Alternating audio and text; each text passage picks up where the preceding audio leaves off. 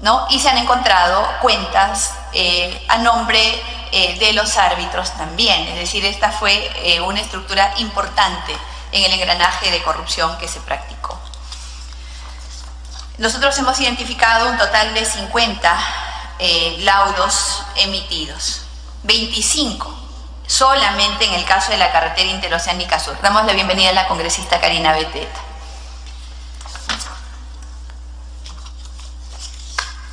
No lo hemos desarrollado más acá tampoco, pero lo dije cuando describimos toda la estructura en el marco de la investigación, los estudios de abogados.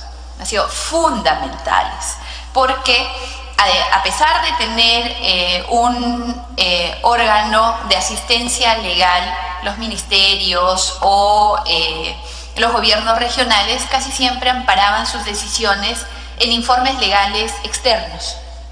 Entonces ellos amparaban sus decisiones en estos informes de estudios de abogados. Permítame, yo sé que es una expresión política, no tiene que ser tomada de forma literal o jurisdiccional, pero casi todos tramposos, ¿no? Que finalmente, como ellos no pueden ser juzgados por su opinión legal, entonces podían opinar lo que finalmente a su criterio jurídico correspondía. Sin embargo, la autoridad usaba ese informe legal para tomar una decisión con respecto a otorgar, no otorgar, incrementar, no incrementar, dar pase, no dar pase. Hemos presentado hasta el momento 3 iniciativas legislativas.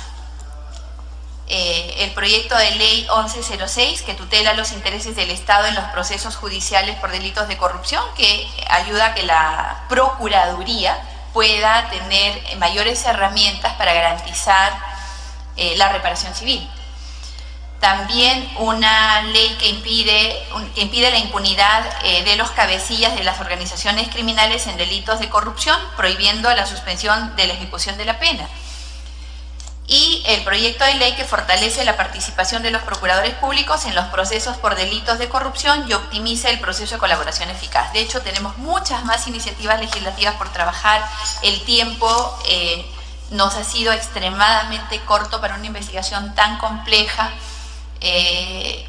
Tenemos la fortaleza de contar, como dije antes, con congresistas de amplia experiencia. La congresista Karina Beteta es una congresista que trabajó en la comisión PARI, que ha trabajado en la primera etapa de esta comisión, el congresista García Belaúnde igual, el congresista Mulder, que tuvo que retirarse para poder iniciar la sesión del Pleno de la misma forma, y esa creo que ha sido una de las fortalezas que ha tenido esta comisión, además de su composición, que al ser multipartidaria permite que lo que se puede suponer que puede ocurrir con respecto a blindar, como se usa el término acá, a determinados proyectos o gobiernos y perseguir a otros no sea posible, porque la garantía de imparcialidad y neutralidad se da en que precisamente nosotros acá, al tener un voto por igual, tenemos la posibilidad de autorregularnos y de autofiscalizarnos. Y de hecho, la participación activa de todos ellos ha sido determinante. Esto es por parte de esta comisión. Congresista García Belaúnde o congresista Beteta, si a lo mejor tienen algo más que añadir, se les ofrece el uso de la palabra. No, nada, Presidenta, usted ha sido suficientemente clara. Lo cierto es que esas empresas han venido con una metodología de trabajo que se ha aplicado casi igual en todos los países donde han llegado. Y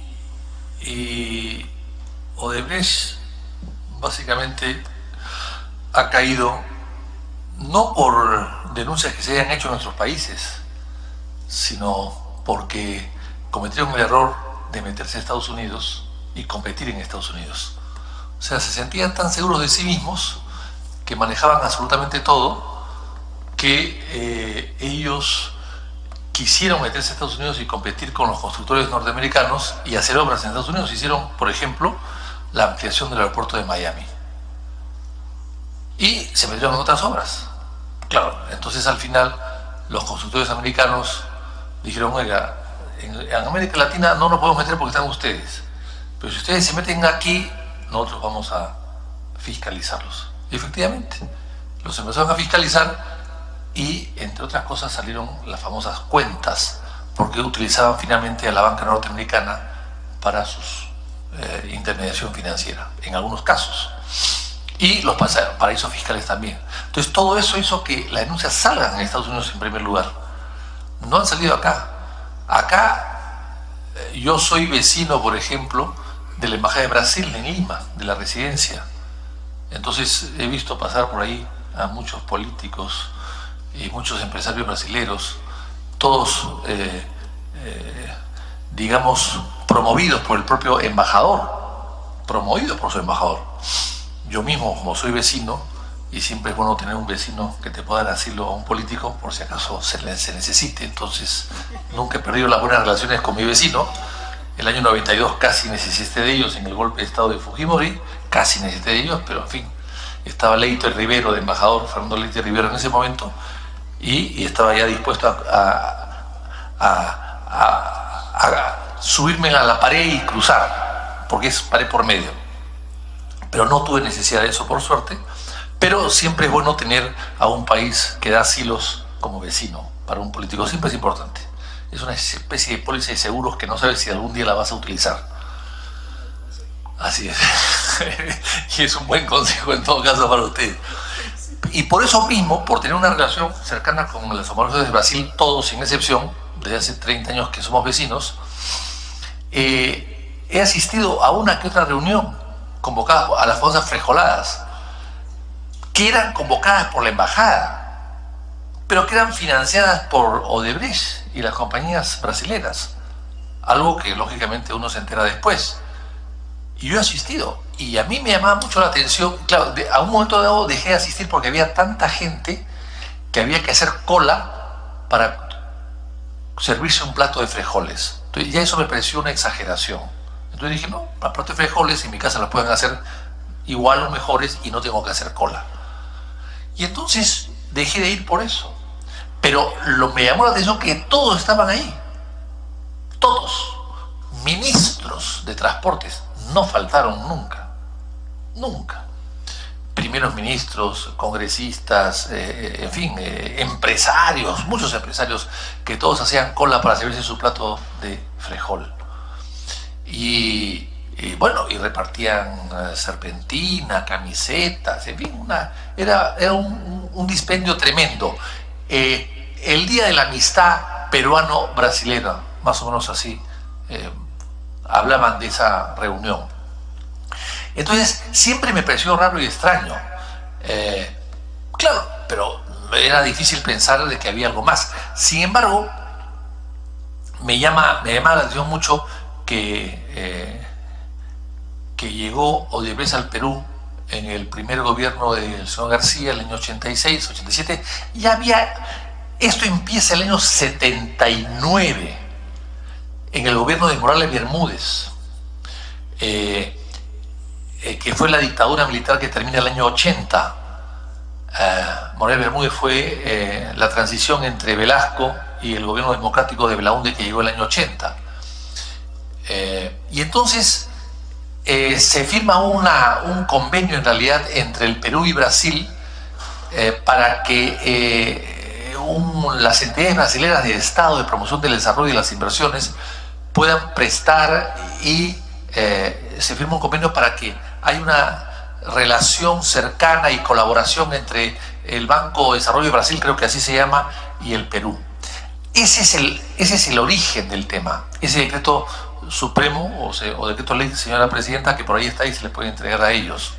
Pero durante el gobierno de Belaúnde del 80 al 85, donde yo fui secretario del Consejo de Ministros, no se hizo ni una obra con Odebrecht, porque ahí el gobierno trabajaba directamente, hacía todo a favor, todas las obras del Estado, y que fue un gobierno muy constructor, se hacían por administración directa, no contratabas a nadie de fuera. Y en ese momento había 15 o 20 empresas constructoras peruanas, criollas. No había empresas constructoras extranjeras, no existía. Esto empieza un poco el 85, cuando Odebrecht empieza a meterse en el tema de Chaimochic, donde Odebrecht tiene una presencia importante. Pero desde el año 85, que es la primera obra conocida de Odebrecht, en volumen me refiero, porque creo que Alunte había participado de manera colateral, pero la gran importancia es de Chaimochí, que es en el norte, en Trujillo, en el Perú. Se cambian los proyectos, algo que se ha hecho siempre después. Se cambia el diseño de un túnel para hacerlo más corto, se cambian los diseños de los canales para hacerlos más cortos. Lo mismo pasó con Olmos, que es más al norte, en Chiclayo, donde estaba previsto una hidroeléctrica para 4 o 5 millones de peruanos, pero que había que hacerla en base a una represa de unos 85 metros de alto, con un muro de unos 85 metros de alto. Y Odebrecht, cuando entra, cambia el proyecto que habían hecho los rusos, original, y bajan la represa, el muro de la represa, de 85 metros a 45. Ya no hay caída suficiente para hacer una hidroeléctrica. Y luego, esto hizo que al haber menos volumen de agua, las pampas que se iban a irrigar en el desierto peruano, que es tan vasto, que recorre toda la costa del Perú, ya no regaba 200.000 hectáreas, sino 38.000, que es lo que actualmente ha hecho. Hoy día son solamente 38.000 hectáreas. Todo eso bajó los costos de construcción. No, casi lo mismo. Y en el caso de Olmos, para que ustedes tengan idea, ellos llegan con la idea de que el Estado no pone dinero. Falso. El Estado pone dinero. En el caso de Olmos, el Estado tuvo que poner 77 millones de dólares. ¿Y Odebrecht cuánto pone? 33. Entonces, ¿de quién es la obra? Es una obra privada hecha con fondos públicos para que el privado luego se quede, porque además surge la teoría, vendía todo por ellos, porque ellos si fuesen novelistas serían premio Nobel de literatura, no me cabe la menor duda, porque son creativos para el delito, para la estafa, para el timo. Y entonces, ¿qué hicieron ellos? Lo que hicieron fue tratar de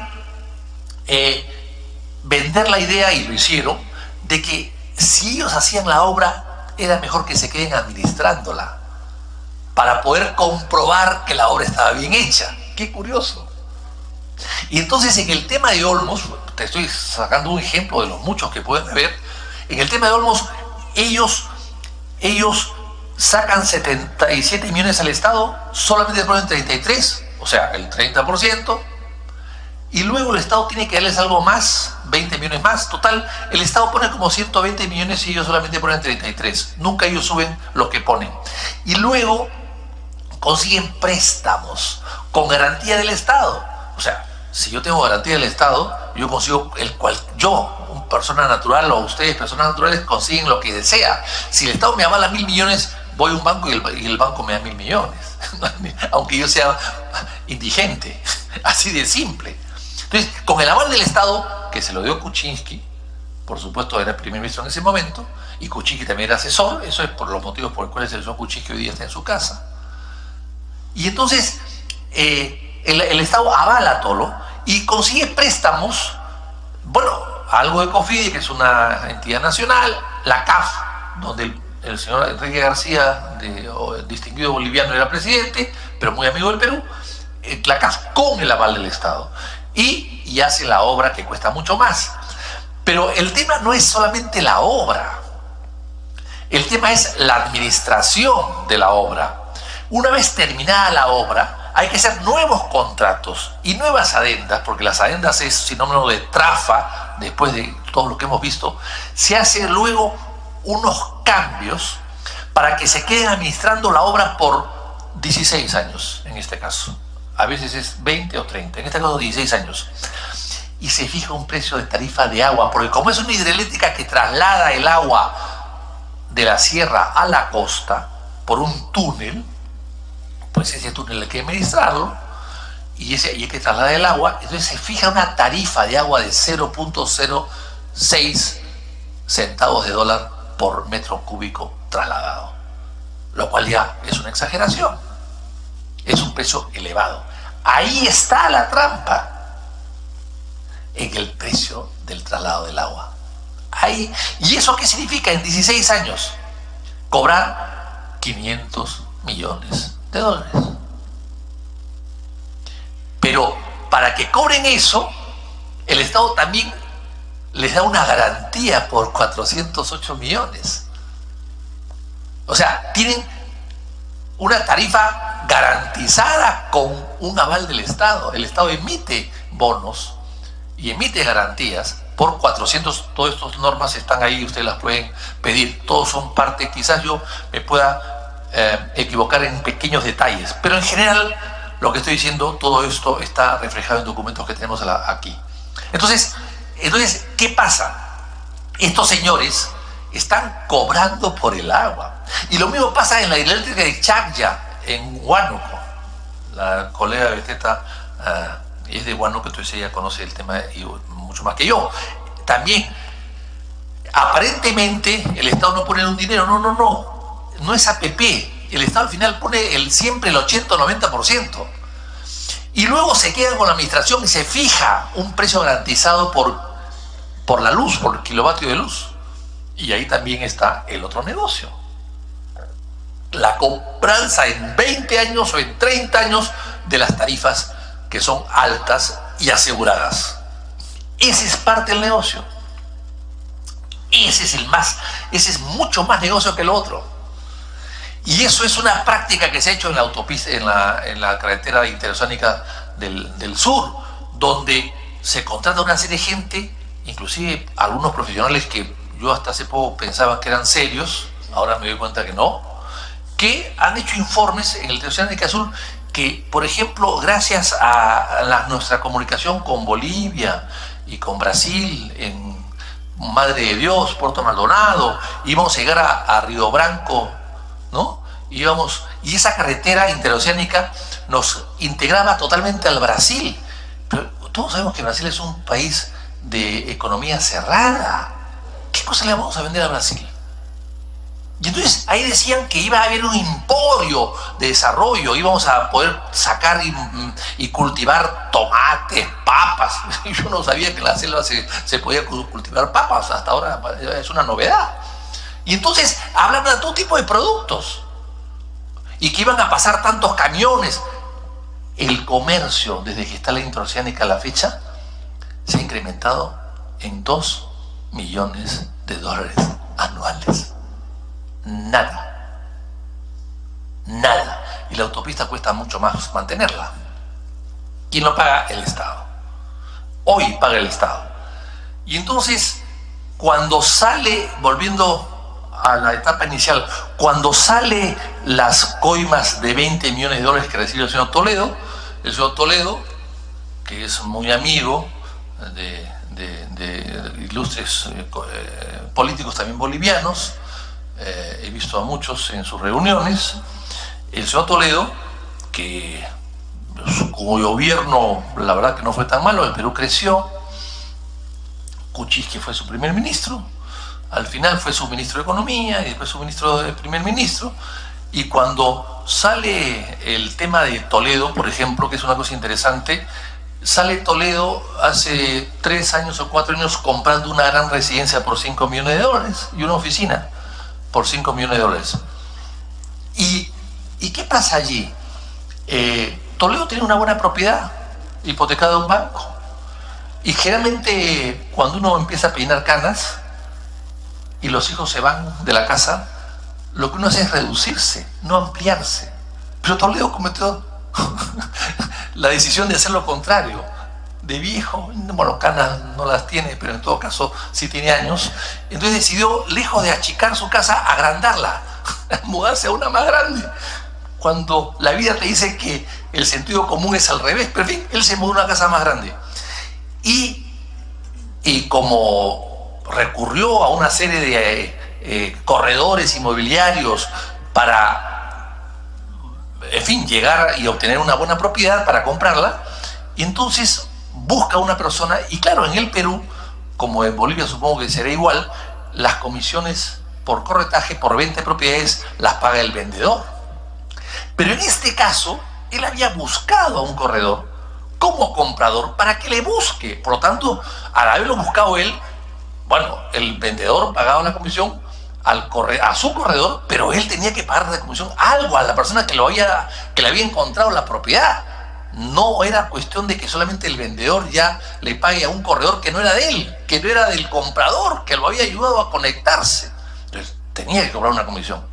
Y entonces el corredor del comprador, con lo cual, en fin, no todos los compradores usan a corredores, le pasa una factura de comisión, de venta o de compra. Y Toledo se niega a pagar esta comisión.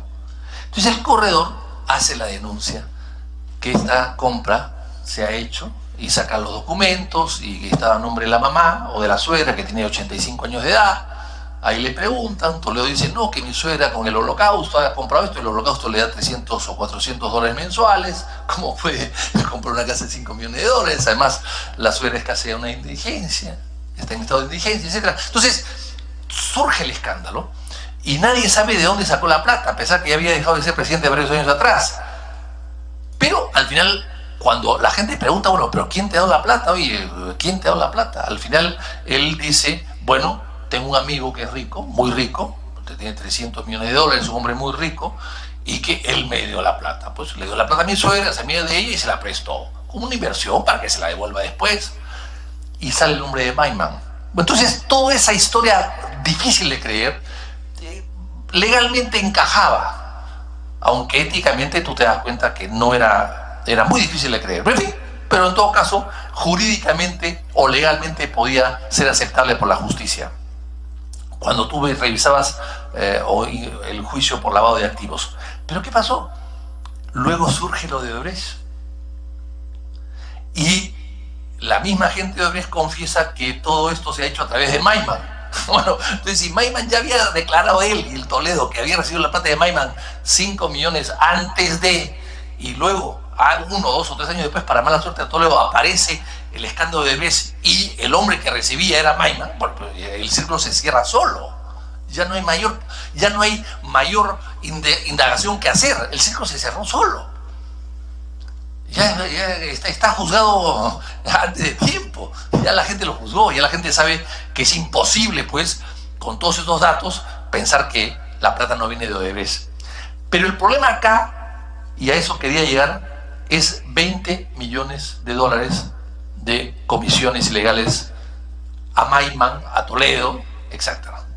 Los cuales 5 empleó para la compra de su propiedad, de su nueva propiedad, de su nueva mansión a un abogado distinguido de Lima que se llama Luis Arbulú, que vendió la casa de buena fe, pero que le creó un problema tremendo después y que después falleció de cáncer, lamentablemente, ¿no? Quizás el cáncer que agudizado por estos problemas en los cuales se vio metido de buena fe porque vendió su propiedad, porque, en fin, la casa le resultaba grande, evidentemente. Bueno, y entonces el tema es, Odebrecht paga 20 millones, y entonces la pregunta es, si Odebrecht era socio de 2 compañías peruanas, una de ellas muy importante, que tiene su edificio inmenso aquí en Paseo de la República, y llamamos a los señores aquí, la señora Bartra, que es una persona muy responsable y que estudia muy bien los casos y que pregunta casi con una precisión de dardo venenoso, y entonces le preguntamos acá a los señores, bueno, ¿y qué hay? ¿Y qué hay de esto? No, yo no sé nada. El gerente, el dueño de la empresa, no sabía nada. Entonces, no, yo no sé nada. O sea, usted quiere decirnos, le decía a este señor, usted quiere decirnos que su socia principal, la que tiene el 80% de la empresa, Odebrecht, usted tiene su empresa que lleva su nombre, o sea, es de él, una empresa familiar que ha crecido y tiene otros accionistas, pero básicamente es una empresa de origen familiar. Usted tiene el 19% de la empresa, el 80% tiene Odebrecht, 1%, algo más pequeño. Entonces, ¿cómo usted con el 19% de la empresa no se entera de nada? ¿Y cómo puede ser tan generoso Odebrecht? Porque finalmente Odebrecht, más que brasileños, son alemanes. O sea, todo lo anotan. Llevan cuenta de hasta el último centavo. Entonces, ¿cómo es posible que paguen 20 millones de dólares? Es una obra, por supuesto, que vale 1.000 y pico o 2.000, cierto, pero 20 millones de dólares no es una propina. Y usted no se da cuenta. O sea, usted nos quiere decir que Odebrecht de sus utilidades saca 20 millones y las asume los 20 millones totalmente para ellos, con costo para ellos y nada para sus socios. O sea, las utilidades las reparten por igual, de acuerdo a su proporción. 80, 19%. Pero los egresos solamente los asume 100% ellos. No, pues eso no se puede creer. Sí, es así, así. Y entonces empezamos a revisar las cuentas de esta empresa. Y esto es interesante, pero las cuentas de una empresa es muy complicado revisar. Pues. Una empresa tan grande es muy complicado revisar.